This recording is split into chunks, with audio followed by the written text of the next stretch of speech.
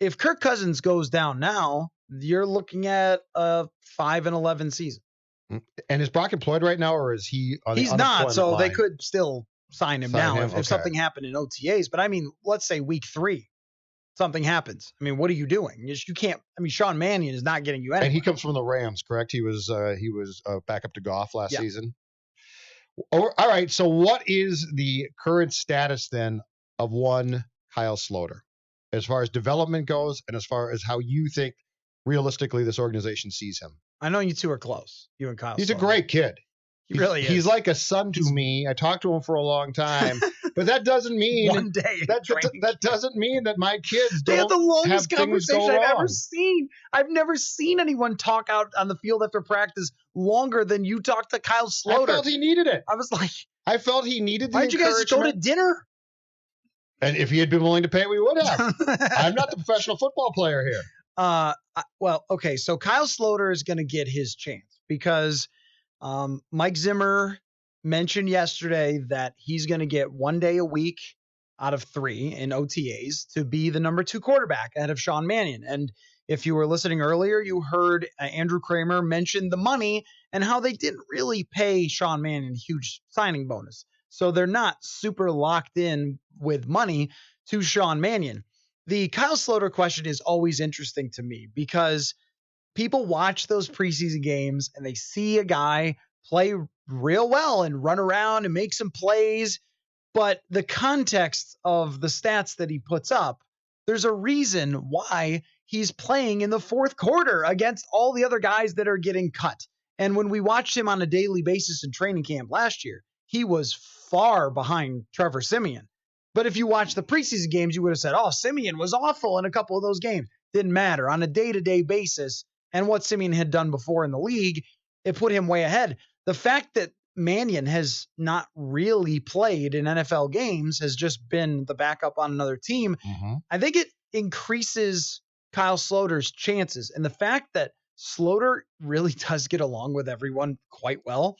I know that I told you. You laugh at me. I told you. No, it's really true. He became close friends with Teddy Bridgewater. He was working out with Kirk Cousins. How about this? What other third quarterback have you ever heard that had a t-shirt buzzing around the locker room, but they had these like Sloter house?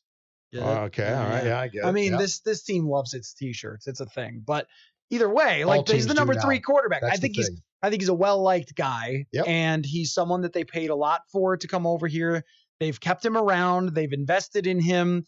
It would not entirely shock me if Kyle Sloter won the job, if he just played better in the preseason. And Browning is essentially a guy that they paid a lot for as an undrafted player to get here to try and sneak through to the practice squad, correct? Possible, but the way I'm thinking about this is Mannion or Sloter will not be here, and Browning is going to be the number 3. Really? You buried the lead on me. I mean, that's actually interesting. They just didn't pay a whole lot for Sean Mannion. It's a great point that Andrew made earlier. It's totally true. Wait. When you only give him a $90,000 signing bonus and you pay Jake Browning more. So let's say Mannion gets jettisoned, and let's say it's Cousins, Sloter, Browning. If Sloter has to play, how can I phrase this in proper English? Are you more dead if Sloter has to play than you would be if Mannion had to play? I don't think there's any difference. I mean, Sean Mannion kind of looks the part. He's really big and he's got a strong arm. I mean, when he throws the ball, you take notice. But Sloter has a strong arm too. Mannion cannot move at all. He's not going to be a mobile quarterback. Where Kyle Sloter might give you some chance because of his athleticism. He used to be a wide receiver. And you saw in the preseason games where he could make things happen. And that's where the difference was with Case Keenum in the training camp practices. Case Keenum couldn't do that kind of gamer thing. He was supposed to just execute the offense and really struggled with it. Once he got in the games and he could roll out and make plays, he found ways to win and keep them in games. I think Sloter can do that much better than Sean Mannion. The only thing is, Sean Mannion has been working with Sean McVay in Los Angeles, and he knows this system extremely well. I think it matters, the whole scout team thing. What does Mike Zimmer like the most? His defense. What do you need on that scout team? A quarterback who can properly execute what the other team's offense is going to do. That stuff matters to them. And I mean, I kind of think it's a race between those So two. it comes back again, Yeah. full circle to defense. And yes, in a way. And then Browning, my guess is he's the number 3 unless he's really bad. But from what I've seen so far, I don't think he's really bad. And his attributes are a big arm. No, not really. So you paid him 6 he, figures. Why? He can make some downfield throws. He actually reminded me on tape his last year in Washington because their team wasn't all that good. They had one decent wide receiver, but he reminded me on tape of Case Keenum, where he didn't have a great offensive line. I didn't think he was pressured a lot and he would move around quite a bit and make some plays for them. 2 years ago, or 3 years ago, I guess he had a great season where he threw something like 40 touchdowns. That was a little bit because of John Ross, that wide receiver who was blazing fast.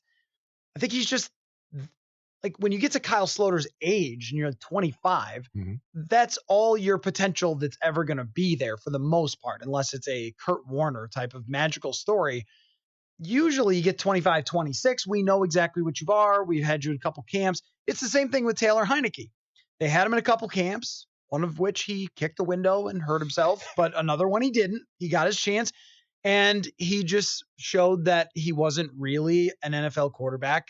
He did sign on with Carolina, but they felt that way. Right. And so they said, let's find another one of these guys who might be the developmental. And you get a couple years, then they make their call. And Jake Browning will probably be the guy, unless he's really poor in the preseason and everything else. I think they paid so much for him. He's not just a camp body.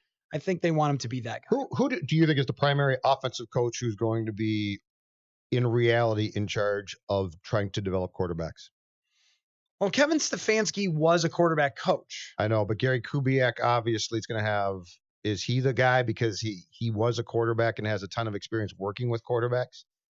Like there's going to be a lot about how this offensive structure works that we're not going to be told, and you're just going to have to do pretty simple deduction and math to figure out who's really doing what. Well, yeah, I will be really interested to see where Jordan Taylor goes with this team. And that's a name that you don't know, but he was signed from Denver from Gary Kubiak, presumably was interested in bringing him in as someone that had potential. And they've talked him up quite a bit. Jordan Taylor, he's taken some first team reps.